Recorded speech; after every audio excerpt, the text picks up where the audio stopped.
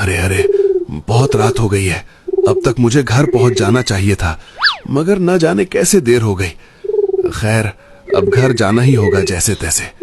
भेड़िया चला ही जा रहा था, मगर उसे मालूम नहीं था उसके पीछे भी कोई चल रहा है। झाड़ियों के लगातार आवाज से भेड़िया थोड़ा रुका और पीछे मुड़ा। कौन है? झाड़ियों में कोई है क्या? मेरी आवाज सुनाई दे रही है? कोई है? मगर कोई आवाज नहीं आई। वो फिर दोबारा चलने लगा, मगर वो परछाई उसके पीछे पीछे ही चल रही थी। भेड़िया फिर रुका और पीछे मुड़ा ही था कि उसे परछाई नहीं उस पर हमला कर दिया और भेड़िए की चीख जंगल में गूंज उठी। जंगल में कुछ जानवर कहानी सुनने के लिए एक लकड़बग्घे के पास आए हुए थे। वो जंगल का बुजुर्ग और बहुत ही समझदार जानवर था, जिसके कारण सब उसका खूब सम्मान करते थे। आज कोई बढ़िया कहानी सुनाओ बाबा जी, जिसे सुन के एकदम रोंगटे खड़े हो जाएं। कोई बवाल कहानी होनी चाहिए। ऐसी बात है तो एक कहानी सुनो। एक समय की बात है, जंगल में एक दानव की दहशत थी। वो दानव जंगल के जानवरों का खून पी जाता था। किसी को समझ नहीं आता कि वो कौन है। बस उसके निशान ही रहते थे जो जानवरों के गर्दन पर बन जाते थे। तभी एक भालू भागते हुए उनके बीच आ पहुंचा। अरे सभी लोग चलो, नदी के किनारे एक भेड़िए की लाश मिली है। किसी ने उसके गर्दन पर दांत गाड़ के उसका खून पी लिया है, लेकिन उसके शरीर को कुछ नहीं किया है। सभी नदी किनारे पहुँचे। भेड़िया मृत पड़ा था, गर्दन पर दांत के निशान थे, शरीर काला पड़ चुका था। उस जगह शेर सिंह भी आ पहुंचा। ये किसका काम हो सकता है? भला भेड़िए को किसने मारा होगा? अगर मारा भी तो इसके शरीर को क्यों नहीं खाया? शेर सिंह, लगता है किसी शिकारी ने अंधेरे में भेड़िए पर हमला कर दिया होगा, और उसे जब पता चला कि ये भेड़िया है तो शायद उसने उसे खाया नहीं। तुम्हारी बात सही लगती है। हम बेवजह ही शक कर रहे हैं। ये सिर्फ एक घटना है, किसी को डरने की जरूरत नहीं है। सभी बेफिक्र रहिए। सभी जानवर ने शेर सिंह की बात मान ली और अगले दिन एक रात। काफी रात हो गई है, कोई जानवर नजर नहीं आ रहा है। मुझे जल्द घर की तरफ जाना होगा, नहीं तो गड़बड़ हो जाएगी। हाल ही में भेड़िए पर किसी ने हमला किया था। हिरन जल्दी जल्दी चलने लगा, मगर उसके पीछे वही परछाई चल रही थी। हिरन को इसका आभास हो गया था, वो और तेजी से चलने लगा। तभी अचानक सामने से किसी ने उस पर हमला कर दिया और उसकी गूंज जंगल में गूंज उठी। सबने वो आवाज सुनी और अगले दिन। ये क्या हो रहा है? जंगल में दो जानवरों का शिकार किया गया है, मगर दोनों जानवरों को खाया ही नहीं गया, सिर्फ दांत गड़ाए गए हैं। आखिर ये सब कौन कर रहा है? ये सामान्य नहीं है। जिस तरह भेड़िए को मारा गया है, उसी तरह इस हिरन को भी मारा गया है। सभी प्राणियों से निवेदन है कि रात में कोई घर के बाहर ना निकले, अकेले ना घूमे, और कोई अनजान मिले तो मुझे बताए। शेर सिंह के कहने पर सभी जानवर रात में घर में रहने लगे। बहुत कम जानवर ही घर से बाहर निकलते, जिसके कारण कोई न कोई जानवर उस परछाई का शिकार हो रहा था, जिससे शेर सिंह बुरी तरह परेशान हो गया था। लोमड़ी, आज रात हम नजर रखेंगे। आखिर कौन जानवर है जो हमला कर रहा है? मुझे आज उसे देखना ही है। वो कौन है? आज रात तुम तैयार रहना। दोनों जंगल में एक झाड़ी में दुबके हुए थे। शेर सिंह बहुत डरा हुआ था, वहीं लोमड़ी सतर्क थी। राम राम राम। लोमड़ी, एक बार फिर सोच लो। यहाँ आने का कोई मतलब नहीं बनता। ये काम हम किसी और जानवर से करा लेंगे। अभी के लिए यहाँ से चलते हैं। आप एक नंबर के फट्टू हैं। आप जंगल के राजा हैं। राजा वाला जिगरा भी रखिए। थोड़ी देर छुपकर देखते हैं, जरूर कोई ना कोई आएगा। वहीं दूसरी तरफ झाड़ियों में गधा प्रसाद भी छुपा हुआ था। उसकी नजर शेर सिंह और लोमड़ी पर चली गई थी। अरे वाह, शेर सिंह को हमारी कितनी चिंता है। उस राक्षस को पकड़ने के लिए खुद आए हैं। तभी जंगल में एक गुर्राहट आई। तीनों सतर्क हो गए। उनके सामने से एक लकड़बग्घा गुजर रहा था। देखने में बहुत ही भयानक लग रहा था, मानो वो किसी का भी शिकार कर सकता है। तीनों उसका पीछा करने लगे, लेकिन तब तक लकड़बग्घे ने किसी का शिकार कर लिया था, जिससे वो और भयानक दिखाई दे रहा था। तभी उसने पीछे मुड़कर शेर की तरफ देखा। उसे देखकर दोनों बहुत डर गए। महाराज, भागिए भागिए। मगर शेर सिंह लकड़बग्घे को देखकर बेहोश हो गया था। लोमड़ी ने ये देखा तो उसने शेर सिंह को छोड़कर दौड़ लगा दी, मगर गधा रुका रहा। लकड़बग्घा उठा और आगे चलने लगा। पीछे पीछे गधा भी जाने लगा। एक जगह दोनों रुक गए और एक सियार लकड़बग्घे के पास आया और कुछ मांस के टुकड़े दिए और बात करने लगा। ये सियार से क्या बात कर रहा है और ये लकड़बग्घा आखिर इस पर हमला क्यों नहीं कर रहा है? एक मिनट, इस सियार को मैंने कहीं तो देखा है। मैंने इसके बारे में कोई तो कुछ सुना था। तभी लकड़बग्घा और सियार वहाँ से चले जाते हैं और अगले दिन गधा कुछ सबूत जुटाने शेर सिंह के पास जाता है। क्या हुआ शेर सिंह, तुम्हारी तबीयत ठीक नहीं लग रही है? कुछ ऐसा वैसा नहीं तो देख लिया? अरे नहीं नहीं, मुझे बस थोड़ा बुखार हो गया है। तुम बताओ यहाँ क्या करने आए हो? कुछ काम था क्या? कुछ खास नहीं, मुझे आपसे एक बात जाननी थी। क्या कभी इस जंगल में सियार रहता था? क्या कभी सियार और लकड़बग्घे की में दोस्ती की कहानी थी? हाँ, इस जंगल में करीब 10 साल पहले 2 दोस्त रहते थे। सियार और आज जो तुम्हें कहानी सुनाता है वो लकड़बग्घा में दोस्ती थी। दोनों जंगल को कहानी सुनाते थे, लेकिन सियार की कहानियां किसी को पसंद नहीं आती थी। अच्छा, फिर ऐसा क्या हुआ कि आज लकड़बग्घा अकेला रहता है? मुझे अच्छे से याद नहीं है, लेकिन इतना याद है कि उसने जंगल छोड़ दिया और जंगल छोड़ते हुए उसने कहा था कि जंगल में खूनी लकड़बग्घा आएगा जो किसी को नहीं छोड़ेगा। लेकिन मुझे लगता है कि सियार सच कर रहा था। कल मैंने एक लकड़बग्घे को रात में घूमते देखा। बहुत ही खतरनाक दिखाई दे रहा था। मुझे तो उस पर शक है।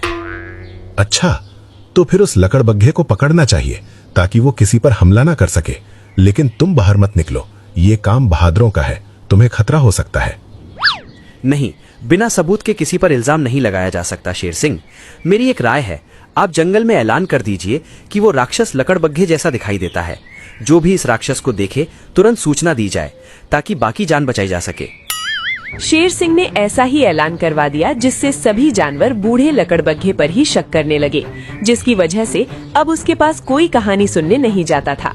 मैंने ऐलान कर दिया है, अब कोई लकड़बग्घे के पास कहानी सुनने नहीं जाता। अब क्या करना चाहिए? आज रात आप उस पर नजर रखिए। वो किस किस पर हमला करता है और क्या क्या खाता है और किससे मिलता है। रात हुई और शेर सिंह लकड़बग्घे पर नजर रख रहा था। उधर गधा भी सियार के ऊपर नजर टिकाए बैठा था। आज तो जान कर रहूंगा कि ये सियार और लकड़बग्घे की क्या चाल है। आखिर दोनों उस रात क्या बात कर रहे थे। राम राम राम राम, होशियारी मारकर बहुत बड़ी गलती कर दी। न जाने ये लकड़बग्घा कब दानव बन जाए और कब हमला कर दे। क्या भरोसा, मुझे चौकन्ना रहना चाहिए। तभी लकड़बग्घे ने कुछ खाना खाया। उसे खाते ही लकड़बग्घे का स्वभाव बदल गया। वो जोर जोर से आवाज निकालने लगा और उसने मुड़कर शेर सिंह की तरफ देखा और झपट पड़ा। मारे डर से शेर सिंह भाग खड़ा हुआ। आगे आगे शेर सिंह और पीछे पीछे लकड़बग्घा। काफी देर से चल रहा हूँ। सियार ने कोई ऐसी गलती नहीं की जिससे ये पता चल जाए कि आखिर ये दोनों ये सब क्यों और कैसे करवा रहे हैं। आखिर इनका मकसद क्या है। काफी देर गुजर गए मगर कुछ हुआ ही नहीं। सियार आराम से जंगल के बाहर चला गया। गधे, मैंने देखा कि लकड़बग्घे ने जैसे ही खाना खाया वो आक्रामक हो गया। उसने तुरंत मुझे देख लिया जबकि मैं छुपा हुआ था। फिर वो मुझे मारने के लिए दौड़ा। किसी तरह मैं जान बचाकर निकल आया हूँ। अच्छा, तो वो खाना खाने के बाद आक्रामक हो जाता है।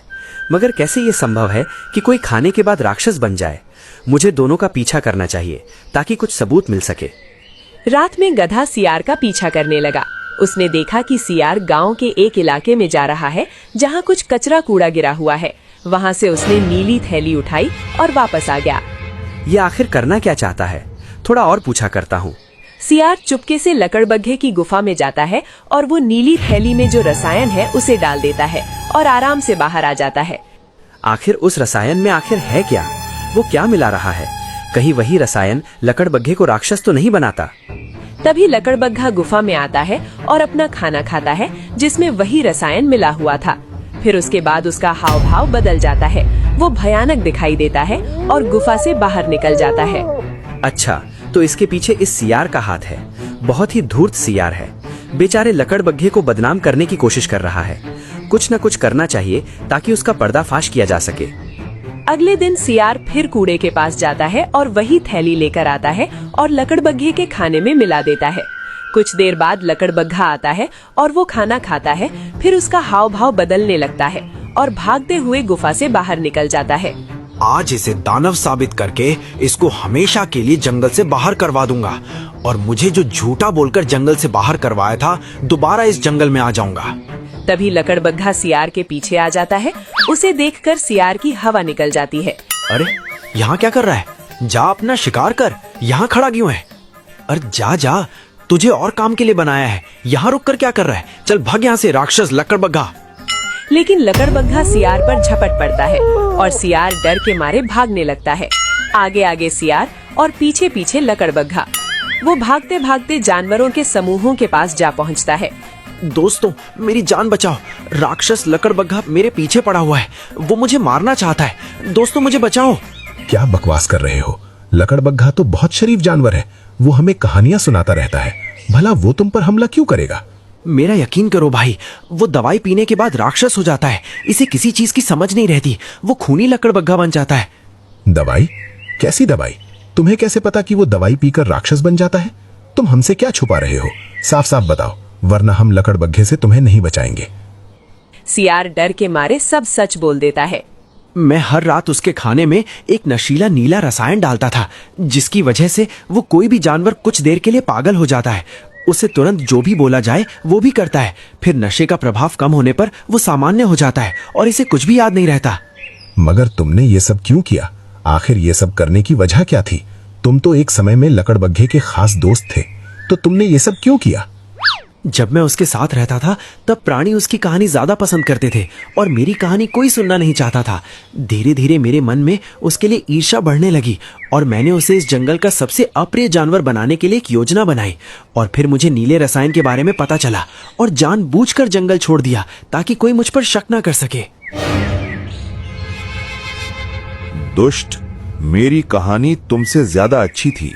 इसका मतलब ये तो नहीं कि तुम मुझे पागल बना दो, जंगल के प्राणियों को बेवजह मरवा दो, पूरे जंगल में अशांति फैला दो। आज मैं तुम्हें जीवित नहीं छोड़ूंगा। तुम मुझसे साफ साफ बात कैसे कर रहे हो? क्या तुम्हें दवाई का असर नहीं हुआ? लेकिन कैसे? क्योंकि मैंने दवाई बदल दी थी। मुझे तुम्हारे बारे में सब पता था, इसलिए मैंने जानबूझकर दवाई बदल दी। तुमने साधारण नीला रंग खाने में मिलाया ताकि तुम्हें हमारे नाटक का पता न चले। नाटक? इसका मतलब ये सब नाटक था? मगर नाटक की क्या जरूरत थी? ताकि तुम अपना गुनाह अपने जुबान से बताओ और सबको पता चले कि इन सब के पीछे तुम्हारा हाथ है। ये लकड़बग्घा निर्दोष है। आज मैं इसे जीवित नहीं छोड़ूंगा। इसने बहुत गंदा काम किया है, इसकी कोई सजा नहीं है।